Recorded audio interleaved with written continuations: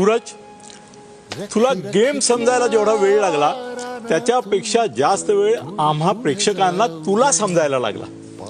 पण माझी खात्री आहे की तू ज्या प्रामाणिकपणे, पारदर्शकपणे, सच्चाईपणे वागतोय त्याच्यावर आम्ही लुब्ध आहोत. आमचं प्रेम दडलंय तुझ्यावर. आणि दुसरी गोष्ट मला तुला सांगायची आहे की जसं दादा कोंडके ज्यावेळेला विछामाजी पुरस्कारातून सुरुवातीला आले त्यावेळी त्यांचा तो एकूण जे हे होता अवतार, तर त्याच्याबद्दल लोक फारसे आशावादी किंवा हे नव्हते.